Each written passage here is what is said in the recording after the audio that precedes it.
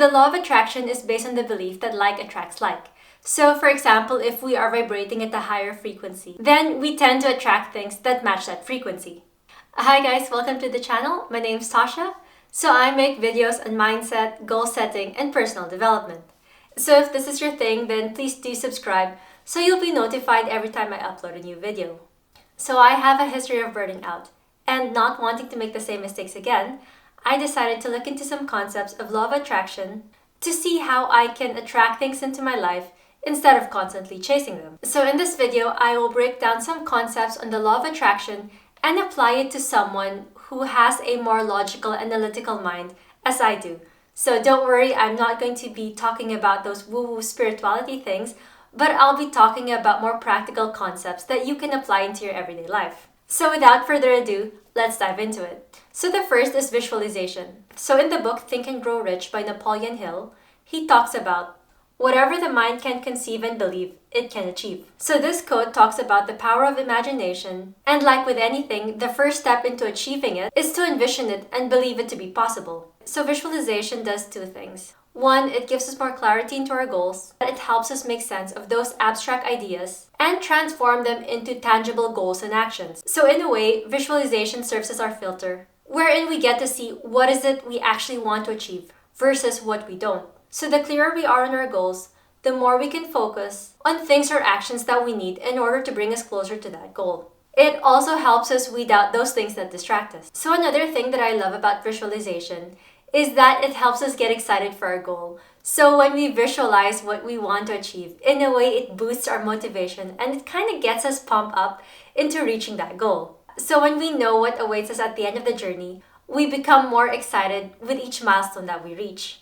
So there's this athlete called Roger Bannister whose story inspired the book The Perfect Mile. So his story became known worldwide as the person who was able to run a mile under 4 minutes. So at that time in 1954, people really did believe that it was possible. So they did believe that it was possible to run a mile under 4 minutes. And despite the criticism at that time, it was said that Roger Bannister would rehearse the race over and over in his mind and visualize him crossing that finish line. So his victory proved that running a mile under 4 minutes was possible, and it also inspired other people to do the same. So the second is embodying. So in law of attraction, they say to embody the persona of someone who has already achieved that goal. So personally, I think this goes beyond how the person dresses, how he talks, and how he shows up. Because at the end of the day, when you are embodying that persona, in a way you are aligning your thought processes, your decision making, your beliefs and actions with a desired outcome. Basically, you are integrating those habits and routines into your life that would eventually lead you to success.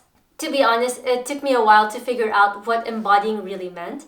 I was kind of sold the idea that in order to embody someone, I had to visualize or think how that person would show up, would dress, would talk to other people. As time went by, I realized that the actual needle movers go beyond the clothes or the way I talk. Instead, it's the decision-making, it's the prioritization, and the thought processes that actually leads us closer to our goal. So let's say you are like me, who is still working at a 9 to 5, and would like to embody someone who is a successful entrepreneur. So in my 9 to 5 mindset, I would focus most of my time and energy in driving projects forward with the aim of getting a promotion or a good bonus at the end of the year. However, if I put myself in the persona of an entrepreneur whose goal is to maximize time and efficiency so I can work on my goals after my 9 to 5, I would focus on managing my energy throughout the day to make sure that I am still able to work efficiently after work hours. Maybe this would mean that I would even choose the battles that I want to engage in and probably just let go of others. So when you embody a persona that is not really in line with who you are right now, it can feel a bit foreign, especially if you are trying to replace your current thought process or decision making. So if you find yourself within this scenario, don't worry about it. Start small and focus on those little changes that have greater impact. The third is gratitude. It is difficult to spot nice things in life if we are in the constant state of complaining. It's easier to play victim to life circumstances than stand up and take responsibility to one's actions. So if we are working on a life-changing goal, i.e., we are in it for the long run, having gratitude is super important as it allows us to see the positive side of things, which can really help, especially during those tough times in our journey.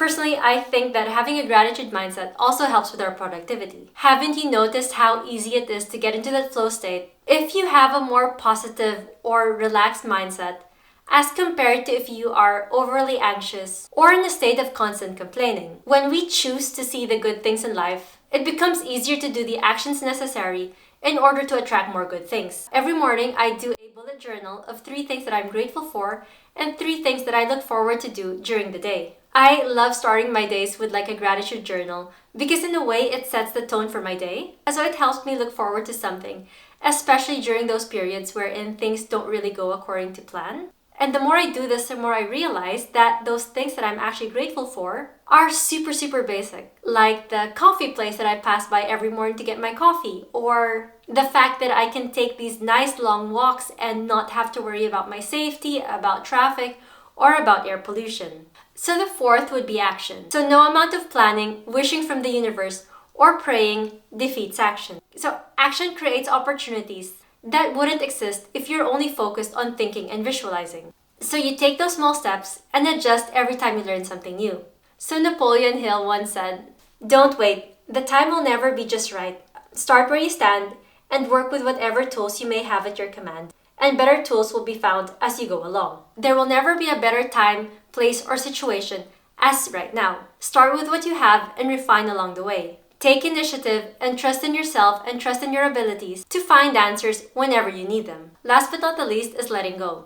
So this involves a unique balance between desire and detachment. So when we visualize, we gain clarity and vision of our goals and the things we want to achieve. On the other end, if we become too attached to this, we kind of spiral into the state of anxiety. We become too fixated on the outcome and fail to see other opportunities should they arise, or maybe pivot into something better. So letting go involves a level of trust to, I don't know, maybe a higher being, to yourself, to God, whatever you want to call it, that answers, opportunities, and resources will come when you need them. So personally, I struggled with letting go because when I have a goal, my brain tends to shift to overdrive, only to burn myself out, stop in the middle of the process because of this fixation to a goal that no longer served me. As soon as I let go of the outcome, I learned to enjoy the journey, the process, and tweak things along the way, sometimes even my end goal. So I'm a believer that life is constantly evolving. So with each new experience and encounter, our personality and what makes us happy, or what we ultimately strive for, changes. So let go of that desire to achieve that one ultimate goal. Embrace the process and be open to all these amazing things that life can surprise you with. So this is a short but quick video that I hope you were able to resonate